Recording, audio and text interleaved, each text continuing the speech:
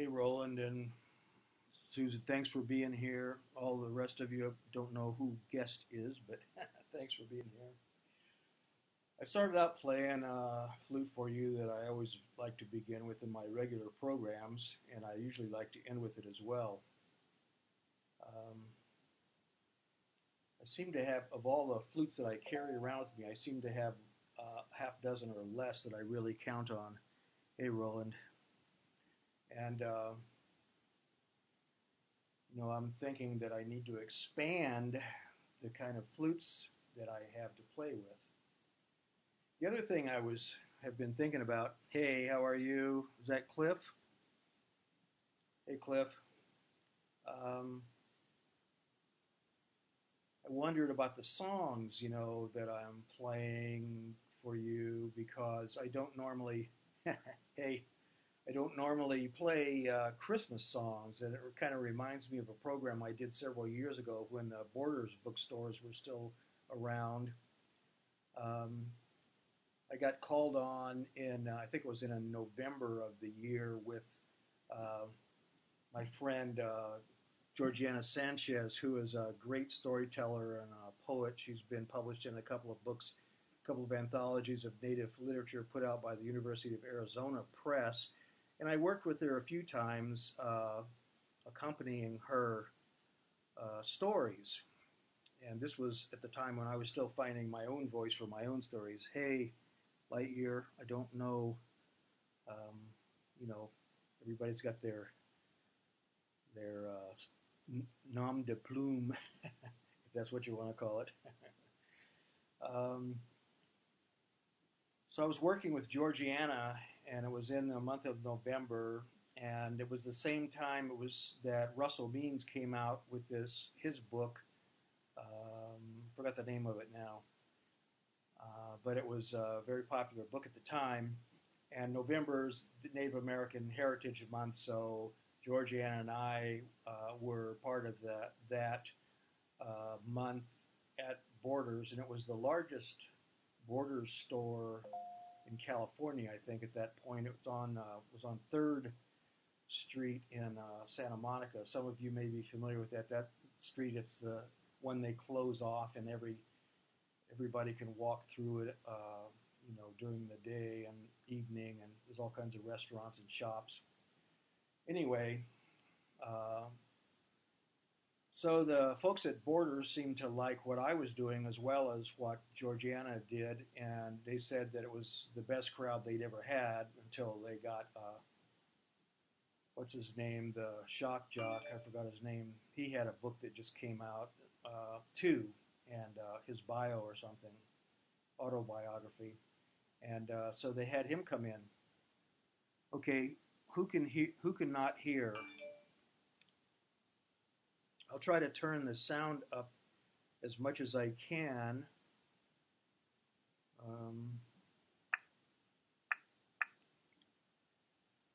Anybody else? How about anybody else? Can everybody hear okay? Let me see.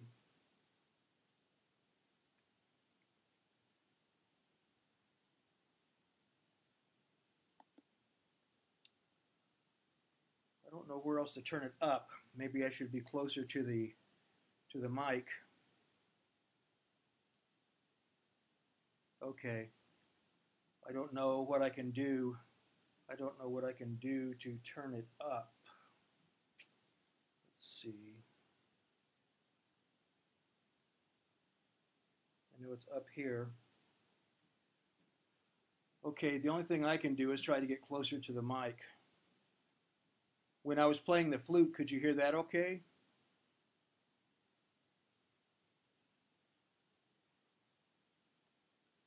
Yeah, I don't know if it's a NuMuBu issue or not. The last couple of times I've broadcasted, I have not been able to use my external mic and camera. I have a Zoom Q2 HD, which records in stereo and HD video. But the last two times I've broadcast, I couldn't get FMLE to recognize it. So I'm just using the internal mic and the internal camera. Input slider up more. I've got the input. Is the input slider the one right under the image here on the NuMuBu screen? Because I've got that one turned up all the way.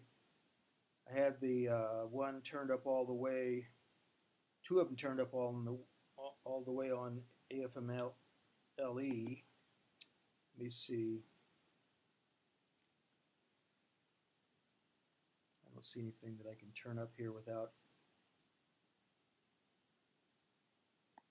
I don't see anything that I can turn up there without stopping this broadcast. Okay, how about now? I'm gonna be eating the mic pretty shortly. How's that? Is it any better at all? Lightyear, can you hear me?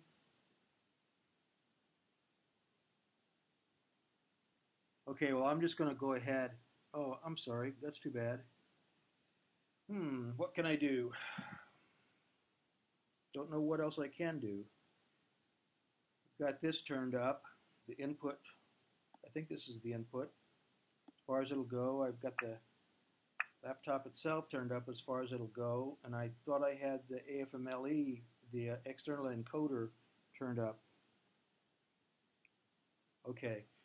Let me just finish my story. I was, the people at Borders Bookstore seemed to like what my friend Georgiana and I did in our program, and they invited me back to play in December. They used to have a community person who would schedule people to come in and do programs and so forth, and so they scheduled me to come in. And I think I was starting on my second song when the manager of the music department came over and said, "Don't you know any Christmas songs?" And I said, "No, I don't play that way." And he said, "Well, we don't need you here, thanks. You can go." So unfortunately, I don't play any Christmas songs. I hope that you're not holding out for that. But this is a special time of year. I talked about it a little bit last week. 2 days ago, on the 21st, we had the shortest day of the year. It took place here in the area that I'm in at 3:03 p.m. in the afternoon, and it's the winter solstice.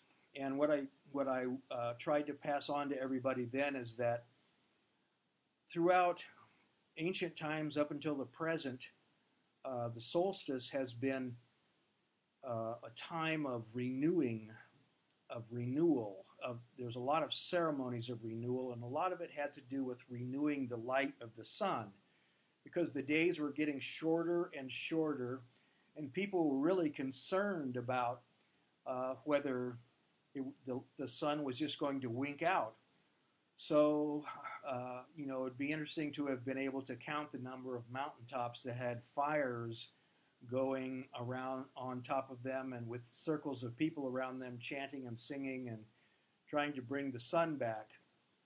Well, that's the traditional winter solstice ceremony from that point of view. Over the years, it's been co-opted, if you want to call it that, by the organized religions, and that's their normal tactic, is to attach meanings to really ancient times, ancient ceremonies, and so forth, ancient days of celebration, and then putting their own meaning on it. And that's how we ended up with Christmas. There's so many different traditions that have kind of come together in the Christmas way. The Christmas trees, the mistletoe, they come from a different kind of tradition that's very old. The Christian story of Christ being born in the manger at Christmas time, well, he may have been born in a manger, but it wasn't at Christmas. I don't know what time of year it was, but it wasn't Christmas. So that was a Christian thing that was attached to this time of the year to sort of take advantage of the celebration time that everybody already celebrated.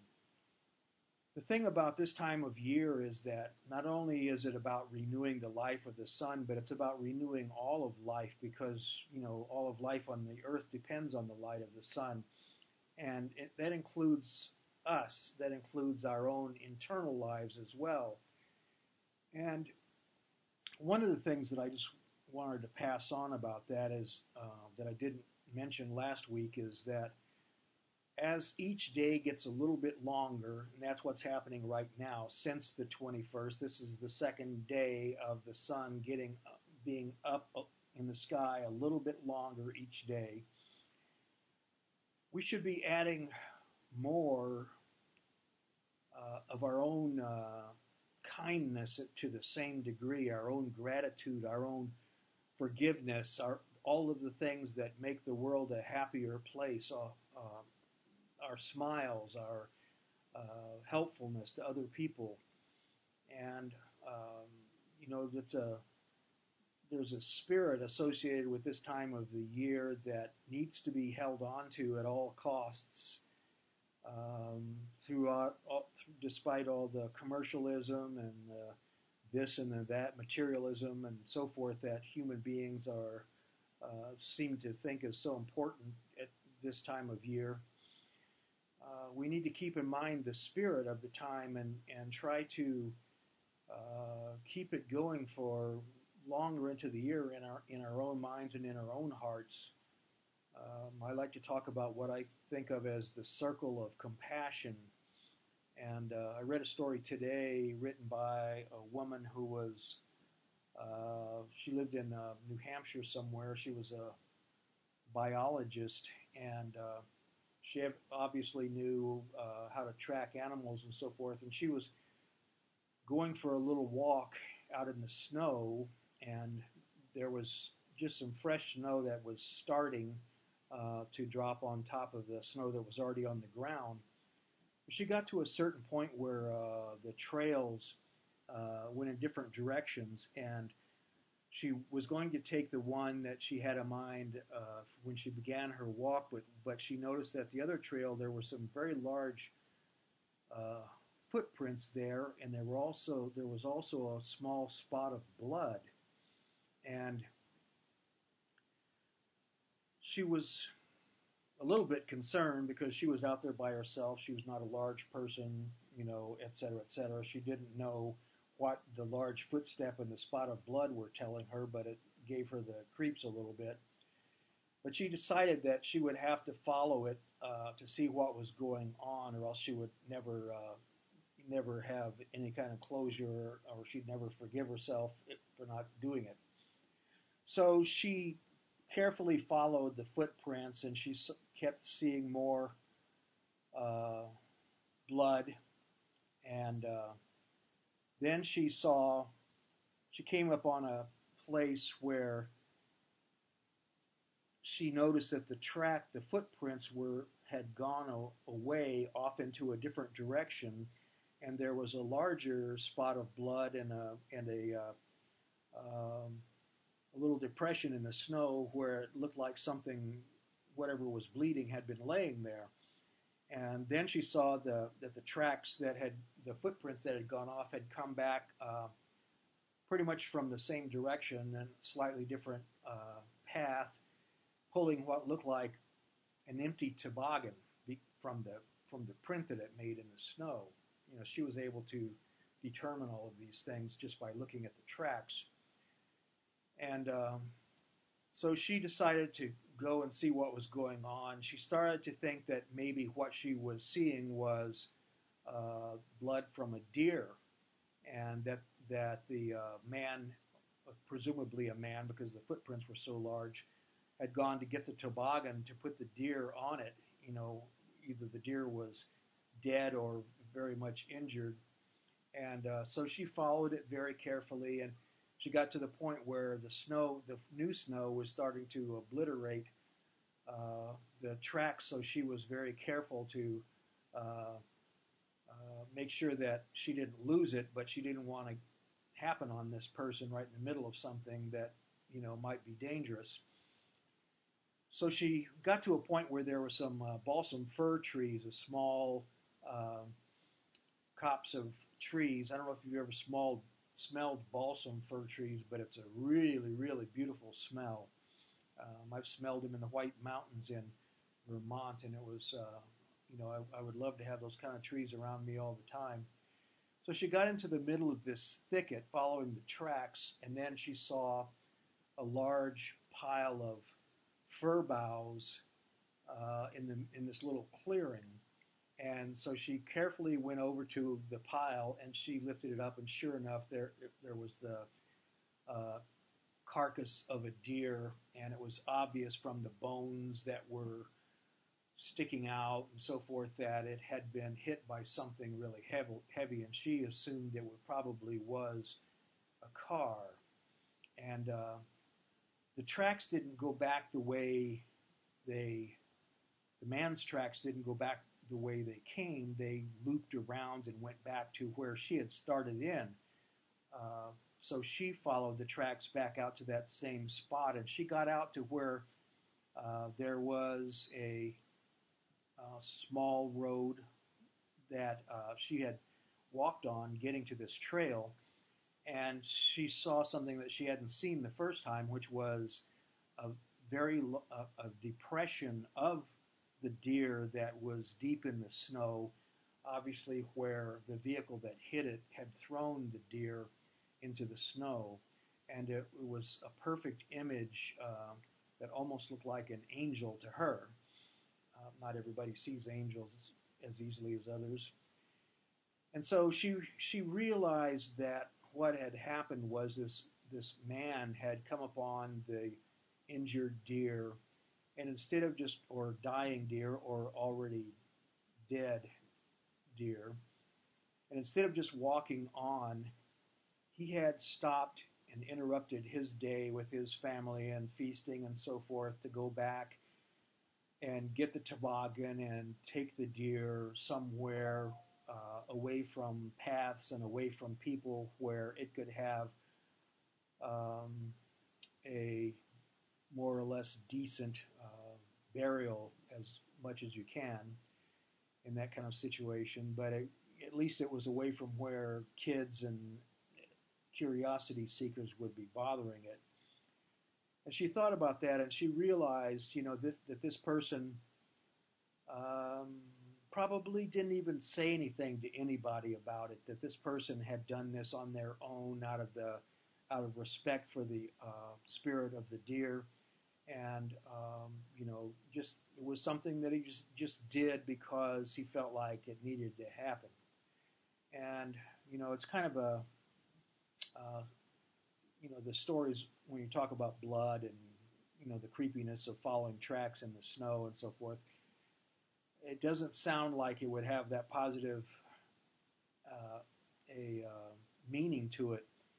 But what I get from the story is that most of us, when we do something that's out of the ordinary, that it is selfless, we kind of mar the selflessness of it by making sure that other people know about it. And, I find myself guilty of that all the time. And so, this is the kind of spirit that we need to carry on in the rest of our lives throughout the rest of our days on this earth, is displaying that degree of selflessness, and not for the reward that we might attach to it in our own minds of being treated more honorably or more respectfully. We want that to happen, so we tell people about this great thing that we did, and we belittle it and tarnish it by having to talk about it with other people. And, I'm talking to myself as much as anybody else. So I wanted to just pass that on, and pass on the fact that, we are in this time of year now where the days and the nights are gradually getting longer, and the nights are gradually getting shorter. And this will go on until the summer solstice in June, and which is the longest day of the year. So I'm hoping that, somehow the meaning of what I'm trying to get across with my stories and with my words somehow reaches some sort of level that the meaning just sort of takes root and flowers on its own. I'm going to play another song for you. This is from my flute in the key of D. And some say that the key of D is a healing key. So I hope that anybody who's out there, anybody listening or within the sound of this flute will take from it what they need to take.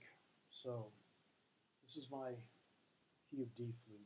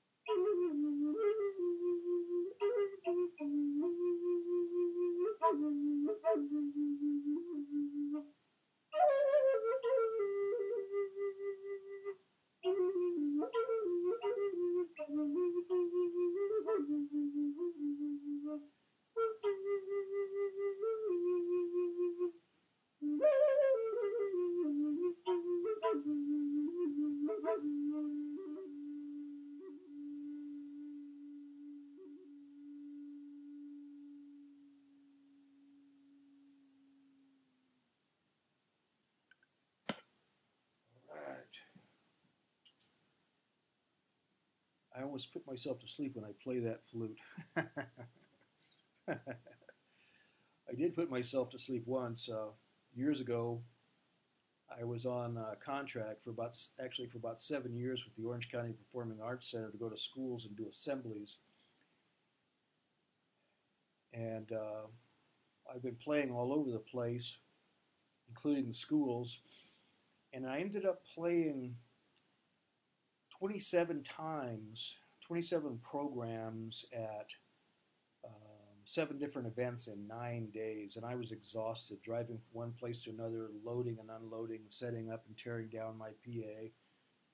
And at one of the events, I was sitting down, which I don't normally do. I was just background music for that event. It was in the art pavilion, the fine art pavilion at the county fair in San Bernardino. And I was sitting down and I was playing that particular flute, and all of a sudden my head hit the microphone and it woke me up. So, you know, I have put kids to sleep with this flute, and even myself. I'm going to play next this very unusual green flute. It's almost Christmas colors. They're really more jungle colors. This one has a different kind of voice, and I hope you enjoy it.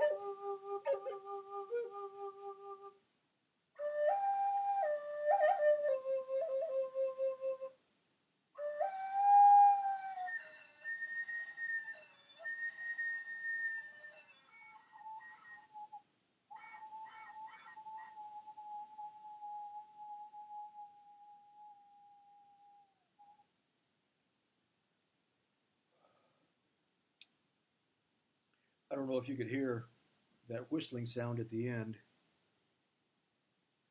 Oh, thank you, Susan. Thank you, thank you.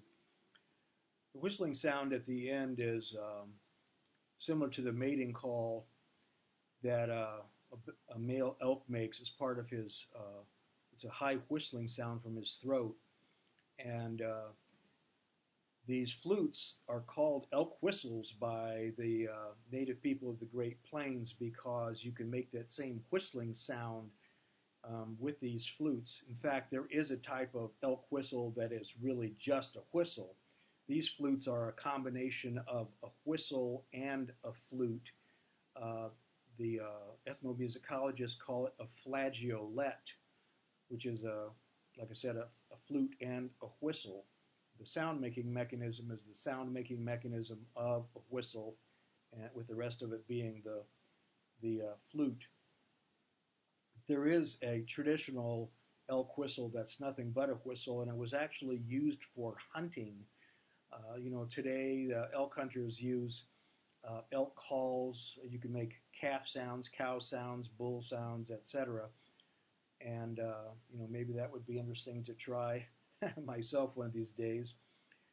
But they also used those elk calls, the elk whistles back in the old days, as signaling devices for war parties or raiding parties and so forth. To coordinate what each part of the party is doing. So those are some of the traditional ways that the flutes were used or the whistles were used. There is something called elk medicine that's associated with these instruments. And, talking about medicine can be a delicate thing, although it's not such a big deal in this particular situation. But there are some things I sort of skirt a little bit. There are still medicine men who use elk medicine as their power, their personal power, and those kind of medicine men are called elk dreamers. And I have a robe, a blanket actually, that I use to cover my tables when I set up my flute displays, and it's the blanket, the people who wove the blanket call it an elk dreamer's robe. Hey, all right, cool. My granddaughter and her young boyfriend are both on the show tonight. It's the first time they've checked in here, I guess. That green flute that I just played for you, when my granddaughter, who's now 21, when she was very young and when she would stay the night at our house, she would say to me, "Papa, play the green flute for me," and I would play it until she fell asleep. And this past Saturday night, my friend Steve Rushingwind, who is a very good flute player, plays differently than I do, has won a couple of Native American Music Awards. He shared one of his gigs with me at the Santa Ana Botanical Gardens, and they had luminaria set up along the paths, and he was playing on one of the canopies back in the container garden area. It's a very nice place to be. It was quiet, away from the rest of the activities. And so I played a few songs while he took a break, and my granddaughter Sierra and Brian, her boyfriend, were both there. And I tried to embarrass my granddaughter by telling that story about the green flute, but it didn't work. She wasn't embarrassed. Okay, well, I'm glad so many of you have made it tonight. As I said, out of all the flutes that I carry with me, I seem to be picking the same ones over and over again and to play, and I guess it's due to the circumstances.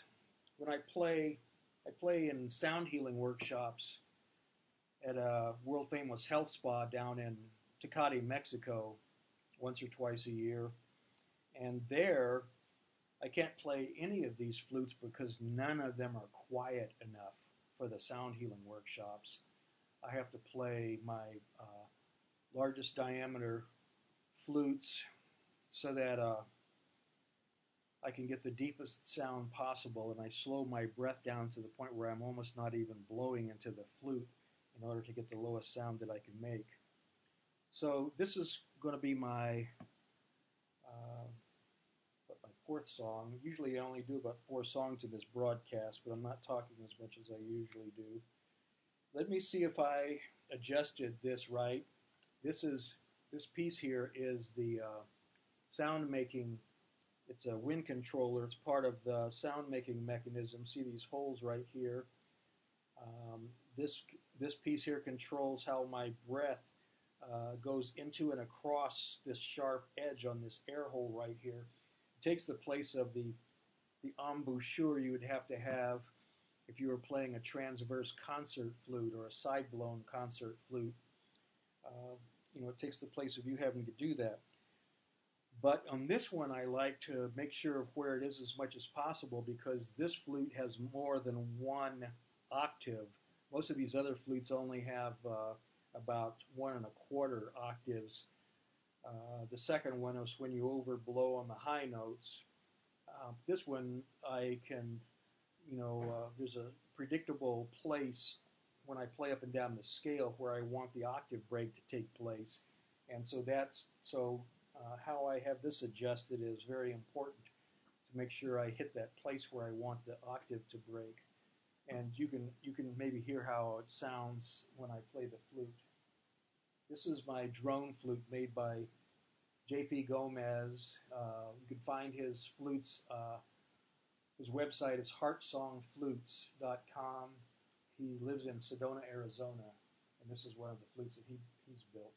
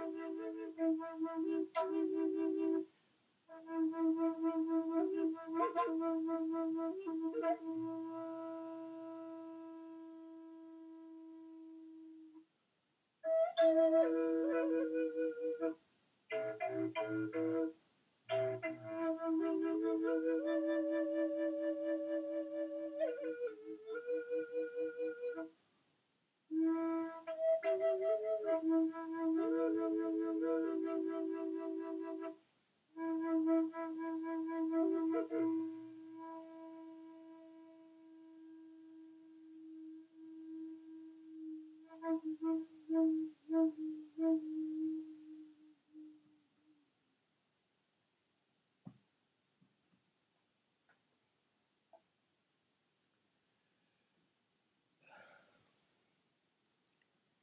Saturday night when I played at the Botanical Gardens, we were outdoors. My friend Stephen had been playing that evening starting at 6, and it was 8 o'clock when I started to play. And that was, he had been playing there for 3 Fridays and Saturdays in a row from 6 to 9. So he wanted a kind of a break, but he also had gotten used to the way the outdoor climate conditions affect the flutes. You know, the cold temperatures and moisture and so forth have a tendency to make the flutes not sound exactly right. When I started out playing, I couldn't figure out why all 4 of the flutes that I played that night, I couldn't get it to play the low notes. When I went from the high to the low notes, it wouldn't play the low notes, and it took me a while to realize that it wasn't me, it was the weather. You know, it's never my fault. So anyway, these are all delicate instruments in some ways. You know, they're easily broken, they're easily affected by weather. You don't want to leave them anywhere where the dogs can chew them because, first of all, they're not cheap. When you to purchase a really beautiful playing flute with a beautiful look and a beautiful sound, and replacing them can be pretty hard sometimes.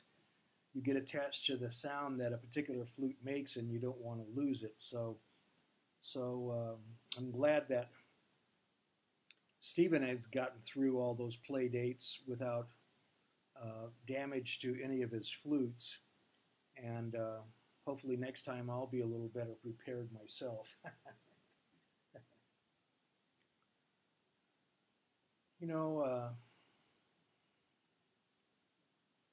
I left my E-flute at someone's house, and the double flute that I just played for you is an E-flute, but I really like the tone of my single E-flute, and I need to get it back somehow if there's any way to do that. It might be too late. And I need a new F sharp. The one that I have is too loud. When I first started playing, I was kind of a sucker for volume, and I still blow harder than other players do, even when I'm playing softly. In fact, one flute maker back in Pennsylvania, I was doing some recording with him, and he told me that I blast the flute compared to other players. Other players are more delicate than I am. So this is the first flute that I was playing when everybody arrived. It's the flute that I always begin with, and it's the flute that I always end with as much as I can. I usually tell a story about an evergreen tree called a bristlecone pine. My wife and I were up in the Owens Valley on the east side of the Sierras, which is a very beautiful place to be if you ever have a chance to get up there. Mammoth is in that area. It's a famous ski resort area. But on the east side of the Owens Valley, the Sierras on the west side, and there's a smaller range of mountains on the east side where, hold on, I'll answer you in a minute, Brian. On the east side of the Sierras of the Owens Valley, there's a smaller range of mountains called the White Mountains, and that kind of separates California from Nevada in that area. And that's the beginning of what a lot of the geologists or whomever they are, what they call the intermountain region that goes all the way to Colorado. And in that range of mountains, there's several groves of trees. Some of them, the trees are almost more lone type by themselves. But they grow in almost pure rock at the 10 or 11,000 foot elevation, and there's hardly any other plants around because there are some minerals missing in the soil there that most plants need for growth. But the bristlecone pines are adapted to that soil type and amount of rock that they have to deal with.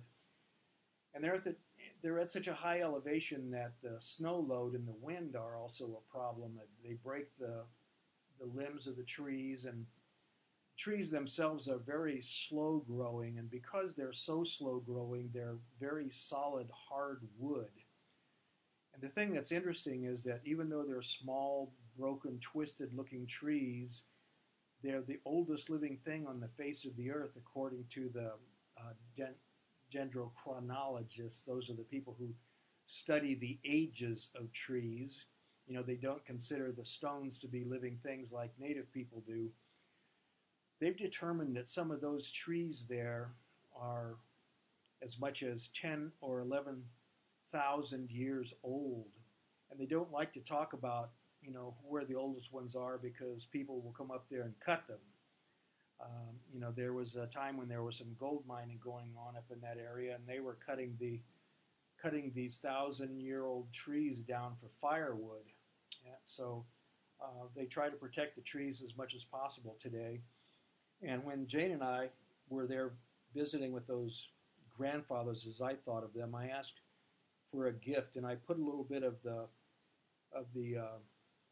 lifeblood of one of those grandfathers onto the mouthpiece of this flute right here, and that was many years ago.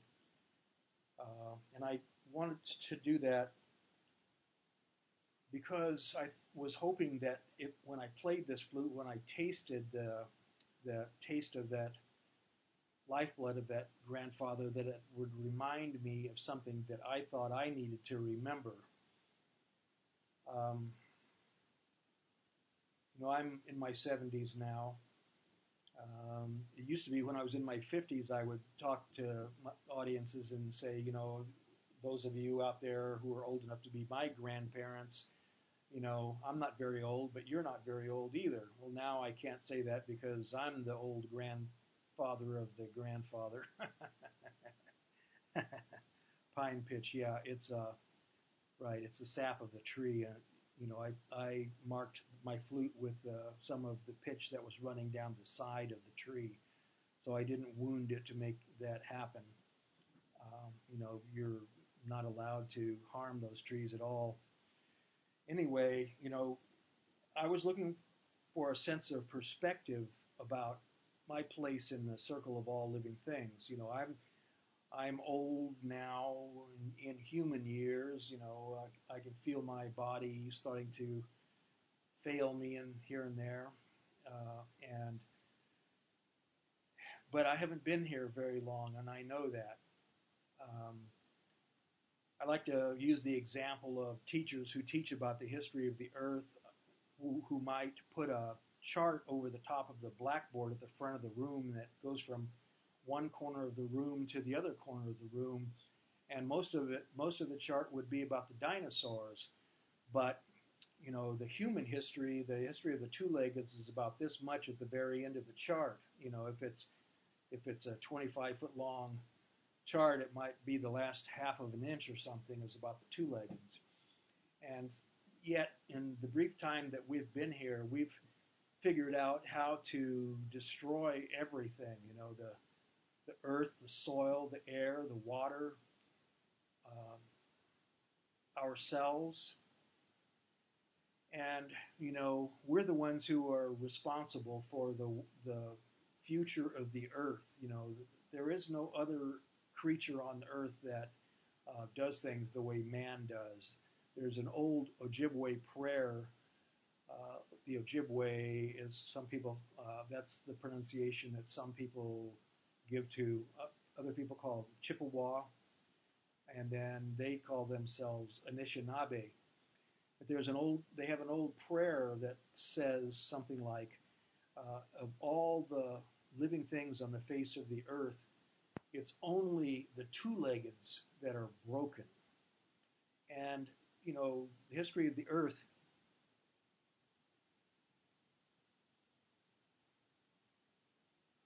okay, just wanted to see what that last post was about. The history of the earth, you know, in the short time that we've been here, we've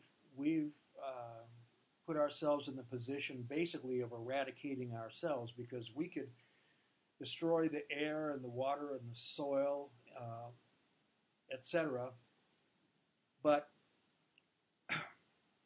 in the end, we're only destroying ourselves, because any system that looks for stasis or balance in itself, and I'm talking about an ecological system or a universal ecological system, eventually gets rid of whatever is interfering with the balance of the system. And in this case, it's us. You know, we might think what we're destroying the earth, but the earth will recover. No matter how much damage we do to it at this point, the earth will recover, but we won't be here to know about it, because we're destroying ourselves, we're destroying our futures, we're destroying the future of our children and our grandchildren and our great-grandchildren, on and on. And so, you know, when I play this flute and I taste the lifeblood of that grandfather, that bristlecone pine, that 9 or 10,000 year old tree that looks like it's dead but still puts out new green needles every spring, when I taste the pitch of that grandfather, I hope it reminds me of what my place is and what my responsibility is in the circle of all living things, because, you know, the two-leggeds are just one part of the circle. There's the two-leggeds, the many-leggeds, the winged ones of the air, the dwellers of the water, the creepy crawlies, the green things with roots that cling to the earth, and even the stones of the earth to native people are living things with a spirit and a voice and a will. The Buddhists call them sentient beings. And, you know, so I would adopt that word as well. They are sentient beings, just like we are. It just so happens that our span of life on this earth is faster than the span of life of a stone, just like the span of the life of a lightning bug is much faster than the span of our lives. You know, everything is relative.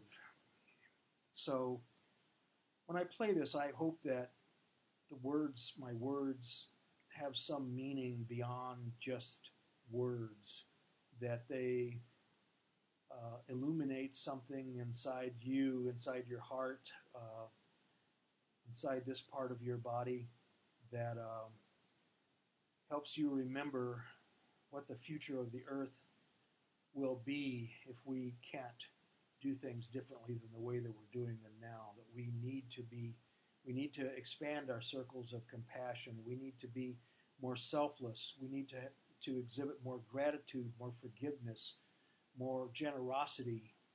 And I'm talking about myself as much as anyone else. You know, I don't want to sound like a hypocrite. You know, one of the things that I discovered early on playing these flutes is that people heard in the voice of these flutes something that they attributed to me, and I found myself having to live up to it, and I'm still trying to do that. So this is the way I'd like to leave things with you. I'm going to play this last song, and then I'll answer some questions if you have some up, and I'll answer yours, Brian. We'll have a few minutes when I get done with this.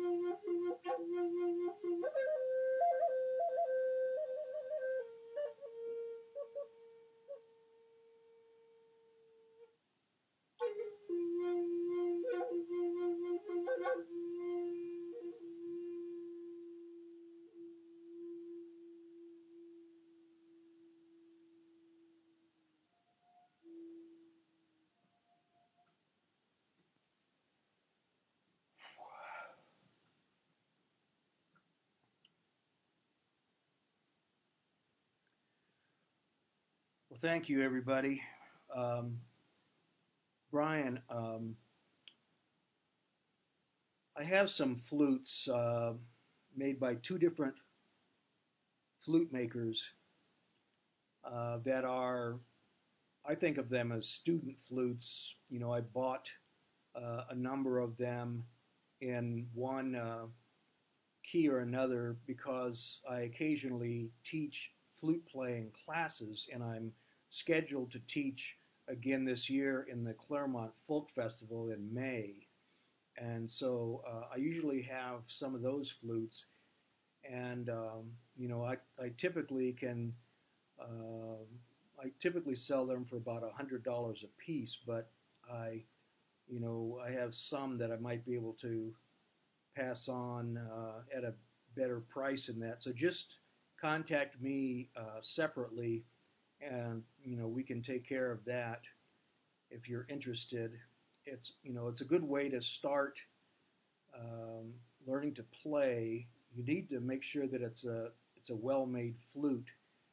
When back in the late 80s and early 90s, when the interest in these instruments started picking up again, there were there were most of the flute makers who existed in those days were making what I call wall hangers. They were made for the tourists. You can even find them in truck stops. They weren't really meant to be played. They were just meant to look at. And so you need to start out with flutes that are well tuned, and I have some of those, or I can steer you in other directions if you want to. So just let me know what your interest is. And anybody else, does anybody else have any other questions or comments or recommendations that you want to make to me before I go today? I'm interested in knowing whether there's a better day or a better time. B native flutes. Don't remember who that is, who you are. Let me know on B native flutes. Tell me who you are afterwards. And I should know who you are, but I don't recognize the nom de plume. I wanted to know if anybody is still having any problems logging on. I wanted to know if Tuesdays at 6 is the best time for this program. Is there a better one, et cetera, et cetera. And so let me know what you're thinking. We want to share this opportunity as much as possible. We're still looking for other musicians, other native musicians who want to broadcast. And I've been talking to quite a few people over the last weeks and months, and we'd still like to develop the native programming as much as we can here. So get in touch with me and let me know what your interest is. Maybe there'll even be an opportunity to do a gear expo for flutes or something, something like that NuMuBu does with the guitars. So anyway, all you flute makers out there might be interested in something like that. Thanks again. I hope all of you have a great Christmas. I hope that you have your families and your loved ones and your friends around you, and that you get as much of the spirit of the season into your own heart as you can. And I hope that some of the words that some of my words today will strike some kind of a chord. And I feel like in some ways, each of us is, when you see ripples in a pond, each of us is at the center of one of those ripples, those concentric circles that spread out from there. Each one of us is a center for that kind of thing. And what we put out into the world is eventually what comes back to us. And we need to be conscious of what we're creating with our lives. So I wish the best for each and every one of us here, and I hope your holidays are great. And I look forward to seeing you. What is it? Is my next broadcast on New Year's Day or something? I'm not too sure about that. But anyway, thank you for being here. Thank you. I'll talk to you soon. Aho. Dohi. And Donara go ha'i Hoganali, as the Cherokee would say. Thank you very much. Thank you. Thanks for the support.